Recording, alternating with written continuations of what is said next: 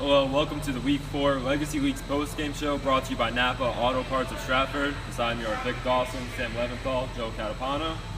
Let's start right from the top. First matchup we had was Sportslook and Zoo Crew. Sportslook didn't have Andrew Kavanaugh. What happened? We did have Mike, who dropped 31-9. It was a physical game through it all. Mark Harrison on Zoo Crew had 18, but it was a really physical game, man. It was tough. No blood lost there, no love lost. I mean, there was a lot of chirping in that game. A lot of not so friendly language, I heard. Oh yeah, I think we had 3 technicals in that game, but you can't overlook the play style of Mike Kavanaugh. 31 points, and then Steve Christie came in huge with his clutch threes at the end. He finished with 13 points, and I believe he had 11 rebounds. Staying undefeated over there. The over on court 2 at 8 o'clock, we had the Pandas and Wake and Blake. Joe, what did we see? Well, Wake and Blake was coming off their big upset win against Run TMC, and we all know if Carmen Santarelli carries that team, they can come up with wins. And they pulled another upset today. Yes, the Pandas were without 2 of their big 3, without Rondell Jones, without Jelon Mason. They still had Joe Spain, but they weren't able to get it done. Wake and Blake had a huge third quarter, almost fell behind and gave up their lead in the fourth quarter, but Carmine Santarelli was cashed from the free throw line, sunk most of them down the stretch, had made 10 of 15 throughout the game. He ended with 40 points, 12 rebounds. Joe Spain on the other side had 29 points, 19 rebounds. And a big coming out party for the Pandas was Chris Diaz, who had 33 points. So it wasn't a terrible game for the Pandas. They just didn't have that extra little edge they would have had with a Rondell Jones, with a Jelon Mason. If they had had them, I think it would have been a different game. But credit to Carmine Santarelli again, 40 points, a huge double-double. It'll be interesting to see what the Pandas look like if they get Chris Diaz, Joe Spain, Jelon Mason, and Rondell Jones on the court at the same time. Maybe they could be a powerhouse. They're still dangerous at 2-2, and I'd be scared to play them at any given week. But they need to have all their guys here and healthy. All right, going on to the 9 o'clock games. We saw the Land and the Hateful Eight. I said pre-game that the Land was going to have some fun tonight. Seemed to have all of it tonight. Yeah, the Land was having a lot of fun. The Hateful Eight they continue to struggle to score. They had 12 at the half. I think they only ended with around 30. But the Land, again, the Cody brothers, I think Brett he had a triple-double, huge game. He had around 30 points, 12 rebounds, and he had 10 steals. He was all over the place. The Hateful Eight was just not watching their backs in transition. Brett would just come up and swoop up a steal. The Land just had a great game. Ward, Michael Cody, Brett Cody. I still think they can have more wins even at 1-3. It was huge for them to get their first win and see some success. I was even over here on court 1, and I saw the Hateful Eight go down on a 24-0 run to start off the game. Yeah. That can't happen if they want to pick up a win this league. Just turnovers galore from the Hateful Eight.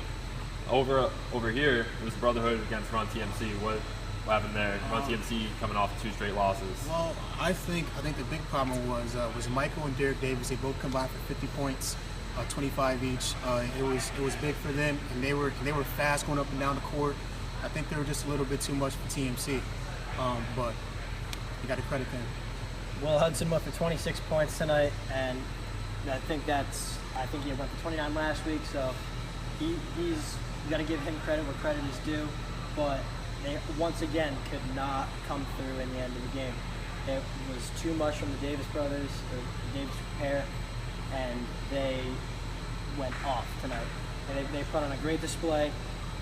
Tyron Coward went big down low with his rebounds, and the Brotherhood are looking as strong as ever. Now, what do we think about Run TMC? Because they're 1-3 now, but they've shown more potential than a 1-3 team. They are definitely better than a 1-3 record.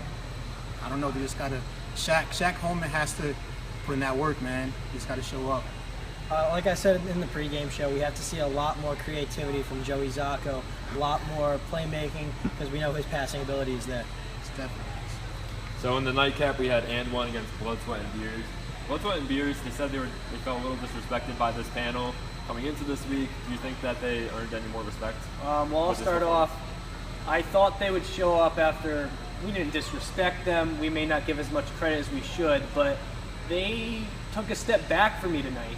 It seemed like they went in knowing they were up against an 0-3 and 1 team and didn't take them very seriously. This game was close up until the final four minutes of the game. They're a better team what they showed tonight, but I'd be a little worried if I were them. They're a good team. Don't get me wrong. I don't want to disrespect them. I don't want to hear it from them. They're a good team. But you have Wake and Blake now on the rise and have some momentum. You have the Land to worry about too. Even at 3-1 right now, they better watch out for a Wake and Blake, the Land, some of those teams, because they could end up slipping if their schedule gets a little harder. Always have to anticipate TMC possibly coming up, especially with that 1-3 schedule against some tough opponents. Absolutely. The S&B did not look very convincing tonight at all against a still winless and 1 team. Yeah, I mean, I think that and 1 looked a lot better tonight than it has looked, and for some reason on the sideline, I didn't feel like and 1 was going to win at any point. They had it within 1 point late in the second half, but it still just felt like Wesleyan Beers was in control of that game. I don't know what you guys thought. I agree. I agree with it all. I mean, Miko's going to show up and jack up his threes, but it's hard for a team that relies on that 3 ball of Miko, 1 player, to win, because you don't have a guy down the stretch that could carry a team to drive to the hoop, get to the free throw line.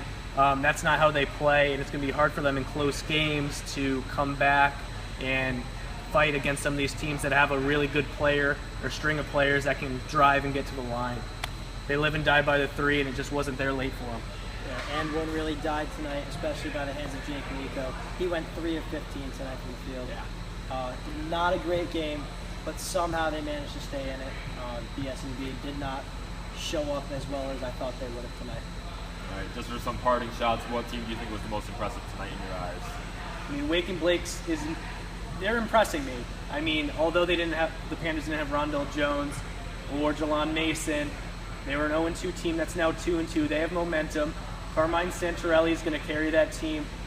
Everyone knows about him now, but it still seems that no one can stop him, whether he's pulling up from 3, driving, getting to the line. He's going to do it all.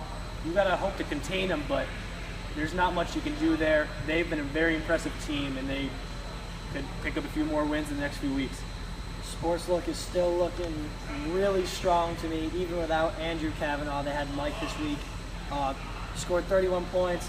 Steve Christie, very lethal from behind the 3-point line. And Colin Marcus did his thing tonight. They are looking very, very strong. And I would be worried, even at the top of the leaderboard in the Brotherhood, about Sportslook. Like always, I love the Brotherhood. I mean, they've been dominant throughout this whole season. I think they're probably going to dominate throughout the rest. The Davis brothers, I guess you call them the Davis brothers now, they were big. I think they're going to continue to pile on the W's, and we're going to see what happens. Yeah, I didn't witness the game necessarily, but sports looked really impressive. They only had 4 players and managed to beat an undefeated Zoo Crew. I think that they're really tough looking forward. I don't know what it is about that veteran squad that just keeps going on. I was actually surprised by the Zoo Crew and Sportslook game. I didn't expect Sportslook to win that game, actually. I was kind of surprised. I mean, they came out with fire. I mean, their coach had to come out of retirement. It was big. It was crazy. We saw Sportslook really, really slow down this week against a very athletic Zoo Crew team who loves to run the floor.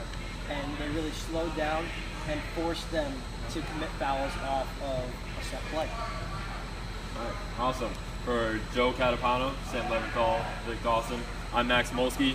Check out Legacy Leagues all over social media, Snapchat, Twitter, Facebook, the whole 9 yards. Till week 5, see you next week.